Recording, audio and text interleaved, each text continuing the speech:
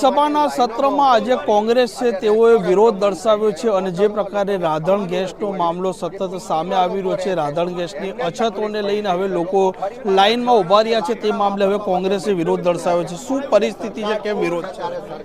આખા દેશ કરતાં બીજા રાજ્યોમાં 500ના ભાવે બાટલો મળતો અને મોદીના રાજમાં અને અહીંયા ભાજપના સરકારમાં 1250 કરતાં પણ મોંઘા બાટલાઓ જે ગૃહિણીઓ કાયમી માટે રસોઈ બનાવીને આપતી હતી એમના ઉપર અતિશય મોટો વધારાનો એક ઝાટકો મારવામાં આવ્યો છે અને જે ગેસ મળતો એ પણ એક તદ્દન રીતે બંધ કરવામાં આવ્યો છે।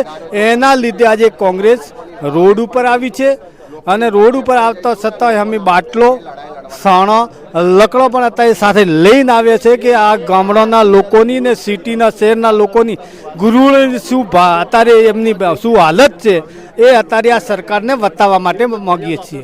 આજે હાઉસમાં એ કોઈ તમે વિરોધ દર્શાવવાના હોય એવી કોઈ તમારી તૈયારીઓ, કેમ કે બાટલાને લઈને સતત લાઈનો થઈ રહી છે?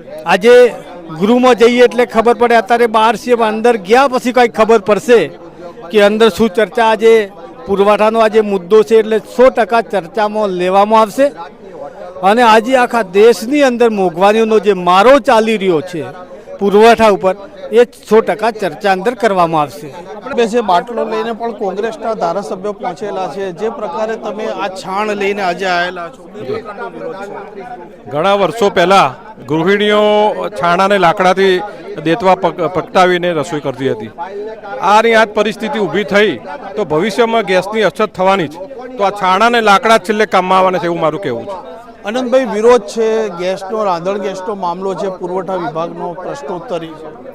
ખરેખર આજે પુરવઠાની પ્રશ્નોત્તરી છે એના સંદર્ભમાં જ જે રીતે સિલિન્ડરની કિલ્લત છે, સિલિન્ડર ગેસના સિલિન્ડર એલપીજી મળી રહ્યા નથી અને મોંઘવારી વધારે છે, કાળા બજાર વધારે થાય છે, ત્યારે બહુ મોટે પાયે ગ્રામ્ય વિસ્તારમાં મફત સિલિન્ડર આપવાની વાત કરી, ડાયરેક્ટ કનેક્શન આપવાની વાત કરી અને અત્યારે સિલિન્ડર નથી, જેના કારણે ફરી છાણા યુગમાં, લાકડા યુગમાં અને ચૂલા યુગમાં પાછું આદિવાસી સમાજે ફરવું પડે એવું લાગી રહ્યું છે। ત્યારે અમે આના વિરોધમાં વિરોધ પ્રદર્શન કરી રહ્યા છે। જિગ્નેશભાઈ, વિરોધ પ્રદર્શન ચાલી રહ્યું છે, રાધણ ગેસનો મામલો છે, લોકો લાઇનમાં ઊભા રહ્યા છે, તેવા મામલા પણ સામે આવી રહ્યા છે ને બહુ સ્પષ્ટપણે રાંધણ ગેસનો એલપીજીના સિલિન્ડરનો પ્રશ્ન અત્યારે ગુજરાતમાં અને દેશમાં ખૂબ વિકરાળ બની રહ્યો છે। આવનારા દિવસોમાં આ પરિસ્થિતિ વધારે તીવ્ર થાય એવું છે। આ સંજોગોમાં ગુજરાત અને દેશની સરકાર પાસે સામાન્ય નાગરિકો વતી અમારી માગણી વિપક્ષ તરીકે એટલી છે કે આ પ્રશ્નનું બને એટલું વેળાસર તમે સમાધાન કરો, ગેસનો બાટલો સસ્તો પણ કરો, એની ઉપલબ્ધતા પણ વધારો।